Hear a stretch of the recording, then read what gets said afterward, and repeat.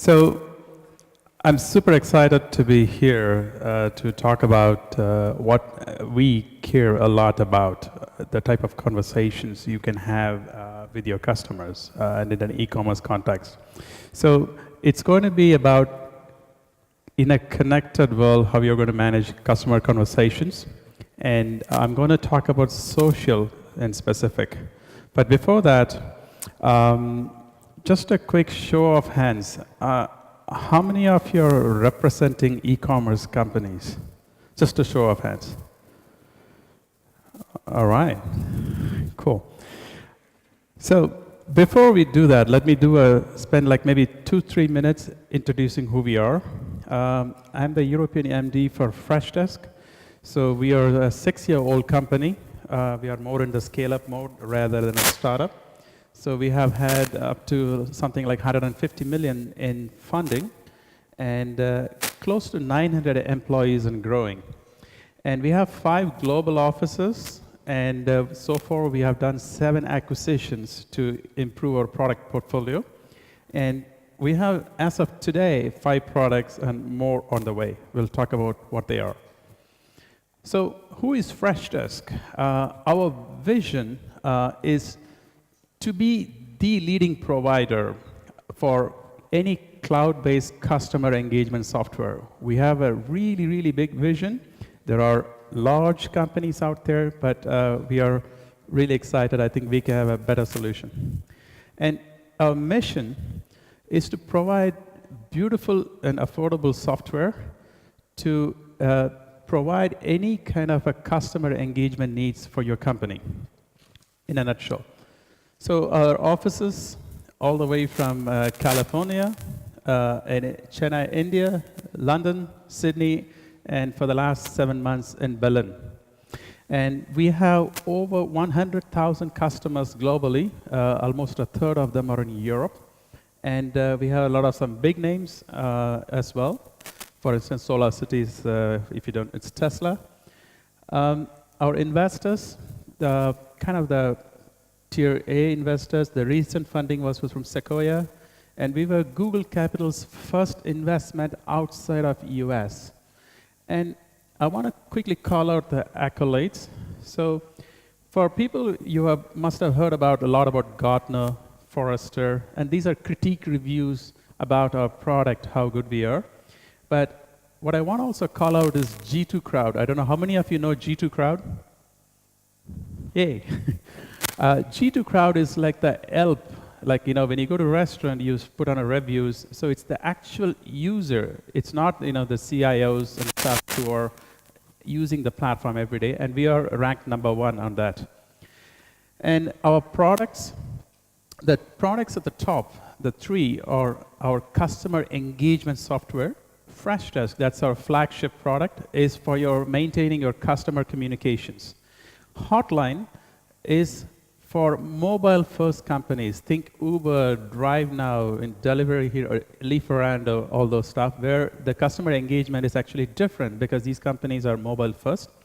And we also have a CRM, Fresh Sales, and the one at the bottom, Fresh Service, this is for internal communications. So when you have, let's say, a 100,000 people company, your internal functions become providing the customer service for the employees, like the IT department or the HR or marketing and so on.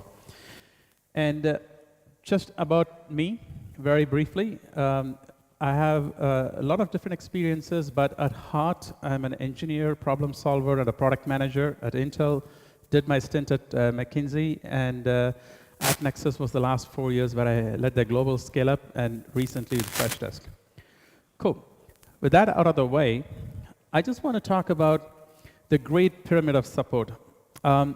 You probably heard about, you know, the Maslow's needs, the pyramid of needs. So only when the basic needs are met, you want to be like next connected as a group. You want to be, you know, those are the second level needs. Only those are met, you go to the next level of needs, which is about self-realization, actualization, and realizing your full potential. Probably you heard of that. We took that and said, what about customer support? And this whole thing was based on a Harvard Business Review article that was returned in conjunction with our research department. So we looked at different organizations. We have visibility into hundreds of thousands of customers of all different sizes and industries and geographies. And we said, we have a lot of learning, and we tried to frame it in this way to say, the customer needs, or customer support needs, go through a journey. And we are going to apply this today to the context of social. There are a lot of ways you can converse with your customers, but today I'm going to focus purely on social. Why social? We are actually moving from an age where customers are at the, customer support is an afterthought, to customer support is becoming kind of the new marketing. So you might have heard things like companies like Zappos, where their distinctive value proposition is, how do I give a wow moment to the customer? And why did this happen? What happened? And some major trends. Trends like customers didn't have much of a power. So conversations between customer was always, it used to be one-to-one between a customer and the company. You have a problem with Lufthansa, you call them, they give an answer. You are not happy with it, you tell your friends, but you call them again. That's it. But with the age of social, customers have the new power, and they never hesitated to exercise it. A single person's tweet, I don't know how many of you have seen this tweet about a Lufthansa passenger doing a video of himself almost in tears, sitting in JFK because his ticket was canceled because of not his fault. There was a weather issue. So they, instead of going from London to US, they put him on a different flight because of the weather. And since he didn't take the original flight, the return flight got canceled. So he had to spend almost 2 days in different airports in US trying to get back. And he was literally in tears because he had missed a very important personal moment. That video went viral.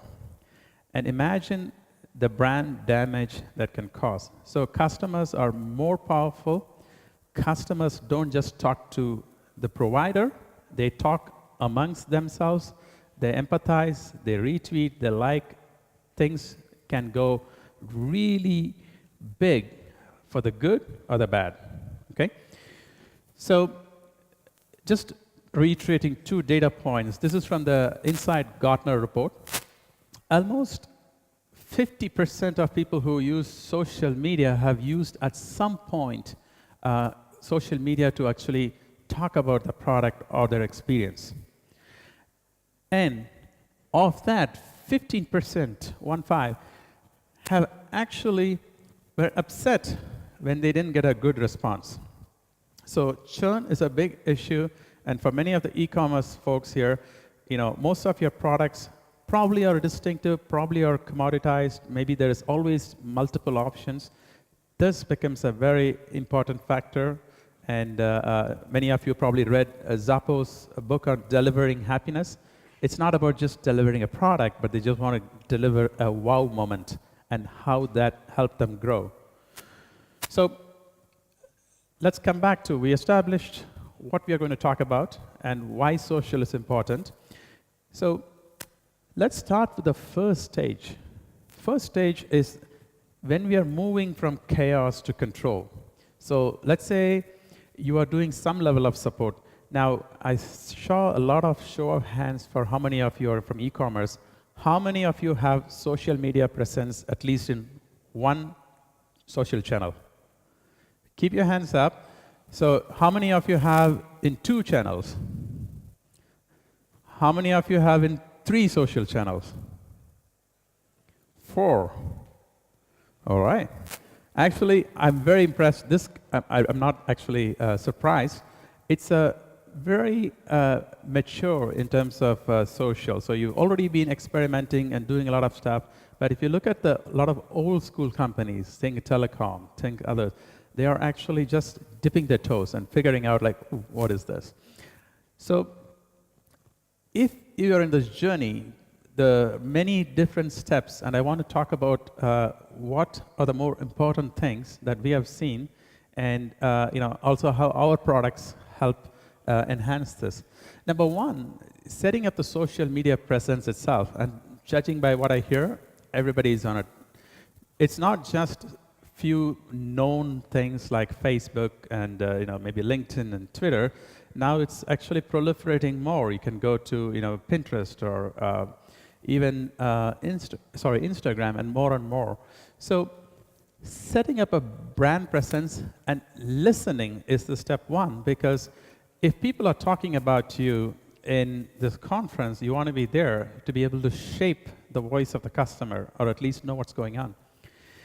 And the second most important thing is, especially for companies which are used to telephone or email support, the expectations for response time is immensely different. You cannot have things like 24-hour SLAs, because when a customer takes the conversation to a social channel, it can snowball very quickly and very rapidly. And the last one is having a system of record. Now, this is a question: how many of you have different systems or tools in your back end to deal with for social, for email, for phone? Just one. We should talk to you. So I'll go into each one a little bit. And setting up a brand presence is basically the first step when you're in a chaotic situation, but now you're actually listening. The second one is setting expectations. Almost half the customers who take a conversation or a complaint to the social media want to be responded in minutes, maximum is an hour. After that, they are getting a little frustrated. They are going to ping you in many channels, and it might actually get amplified. And now this is a tricky challenge, especially for people who are in the customer support on the back-end side of things. Like, how do I ensure talking to customers and ensuring an SLA or a response time of within an hour, especially because people who are used to having office hours, 9 to 6 or whatever, this doesn't obey anything. The customer can tweet about you or bring you to the social media at any point in time. So it's huge. I hear system of record is most of you have, and this is of course to avoid collisions or having something get dropped, especially across different channels. So from the crowd, I'm sensing most of you are already from the chaos situation. You are not there. You have control of what's happening. You have a presence.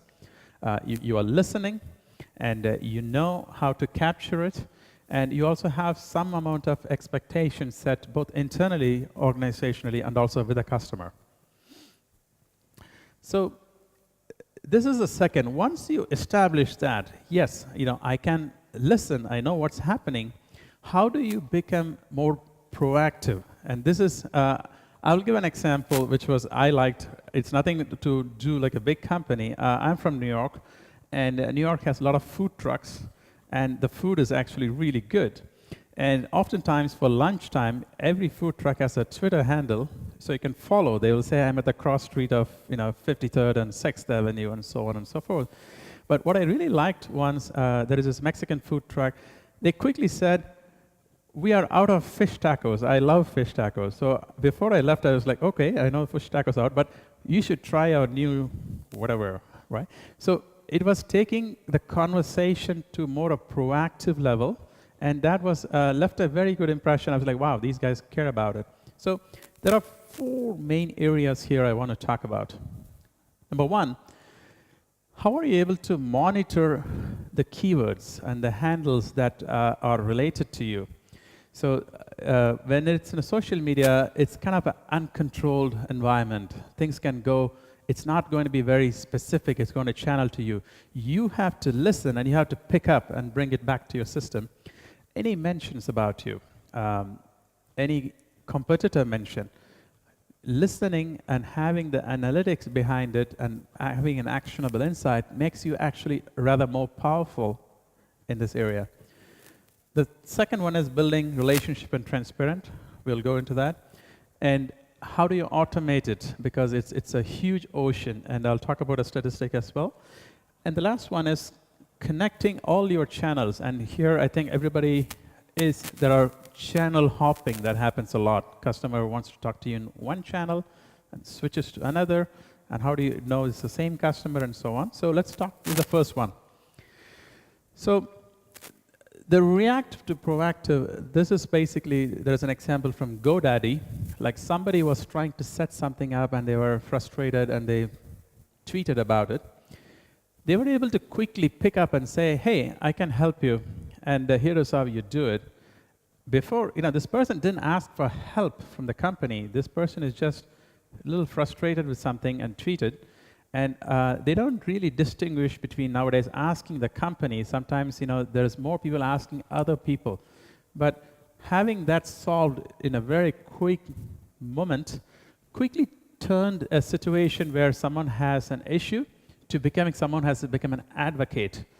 And in a lot of e-commerce situations, these kind of mentions happen when, things like, buyer's remorse. Like people buy something and there is no engagement, or they have some trouble and they do returns. And there is a situation where in US, this is a company where they always monitor right after a purchase is made, and they have heuristics to basically quickly pick up and say, this customer tweeted something. That means they recently bought something, and they are able to quickly jump in, and they have found the returns actually reduced. And so this is a huge piece. It has other business implications as well. The second one is, in terms of reactive to proactive, it's a building relationship with the customer. So when I say building relationship, it's just basically how you engage. Basic thing is people want to be treated like humans. So using I don't know about in the German context, but using first names and being very helpful, and above all being transparent. When you have an issue, and I know the smaller and nimble companies are very transparent. Large companies, it has to go through an internal chain of command for a PR department to actually draft something really quick, and it takes longer. But being nimble, personal, and transparent has a big impact in building the trust-based relationship. Why is it important? It's important because you will slip up here and there, but having that trust-based relationship actually, it gives you a lot more slack. People know, okay, these guys are doing their best. They're trying to fix it. Examples like, when there is an outage. Let's say if you're an e-commerce company, there's a shipping outage. Giving pre-notice, telling about, hey, we are experiencing some problems here. Let's say there's a storm in a certain area. Oftentimes, customers are wondering where it is, what it is, especially if it is not a trackable shipping. It's good to give them advance notice. And automating listening. Now, I kind of have a sense that all of you have some kind of a tools. How good is your listening tool that you're using today, which differentiate between what's actually relevant and needs to be acted upon versus what's just good? So what I mean by that is studies have shown almost 60 to 80%, depending on different scenarios, the mentions that your company has nothing to do with the customer situation. Let's say Under Armour has a nice PR campaign or has a great Super Bowl advertisement. People are tweeting and passing it to each other. So most of the times the engagement is about a recent marketing campaign or a PR campaign you just did. It has nothing to do with a customer who's about to make a purchase or made a purchase and is unhappy. But how do you separate it out? So we have a tool, and I'm sure there are different solutions for this, which basically listens to the social media mentions wherever you happen, and it has the machine learning intelligence to basically say this is actually a reaction to a marketing campaign versus something that's a customer compliant. So automating listening for specific keywords, and having the intelligence where it's able to separate it out is a critical capability. And this one, I think it's probably a no-brainer for most of you, is having a single system of record across all customer communications, whether it's in Instagram, Facebook, Twitter, your email, and phone. And what I know, I'm learning in Germany, there's a lot of fax and letter communication as well. I don't know how much you face in the e-commerce context, but it's a huge thing. How do we know it's the same customer talking about the same issue, and so on? Okay. So scaling up. So you got all this right. And you also have many of you probably, I don't know how big your companies are, so you already have a great ethos. I want to do customer success. But when you scale up, all things breaks loose. Let's say you have a company of 500 people and maybe 1 or 2 products or product lines. But let's assume suddenly your products proliferate so much and your geography coverage proliferates a lot. You suddenly have a problem of like, whoa, what I was able to do before, things are falling apart. So this is what I call as a growth pains, and I'll quickly run through the 4 points. One is creating unique handles, and this is different. Like say, you have to create, this is a little bit of an art and a science. You don't want to create too many handles about yourself. Do you want a handle for, say, Germany and Switzerland separately, or the German-speaking region together? There is many pros and cons on how you want to do about it, especially if you're a multi-product company. Let's say you are an e-commerce company, have a footwear line and a jewelry line. Do you want to separate lines? So there is a lot of art and a science and how you want to create this. And the prioritizing and coordinating replies, this is very important. Let's say when a Twitter comes in or a Facebook post comes in, you need to know who to answer first. How do you do that? You look at a lot of things like, if the person has a lot of followers, is the person is a celebrity, God forbid, like Donald Trump, or it could be anything. And how do your system to pick up all this information and quickly route it appropriately internally so you can prioritize who needs to be addressed first, right? And this is, I kind of touched upon automating and improving workflows. So, routing to the right people. If it's something regarding billing, going to the right billing person, or a finance issue, or if it's the returns and all these different things, we need to just make sure it's automated so there's no human intervention. And the set expectations, so this is basically making sure when you scale up, you may not be able to do the same level of customer service you did earlier. You may want to set up things like, our office hours, this works, and so on, or you have automated replies. So the last piece, once you covered all this, you want to go towards, darkness to alignment. Sounds pretty morbid, but let me explain what I mean by that. Is how many of your companies have different silos, organization silos, and they don't talk to each other that well? Yeah, my company has the same. So key thing is there are 4 things.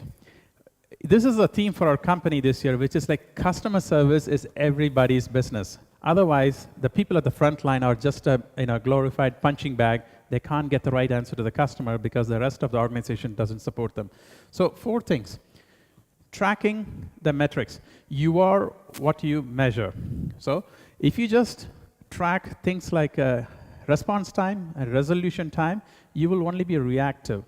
If you track a lot of other KPIs like happiness and satisfaction, things change, and how does it percolate the KPIs back to the rest of the organization is also critical. And having a single voice of the customer. Many companies have created personas who are the customer support.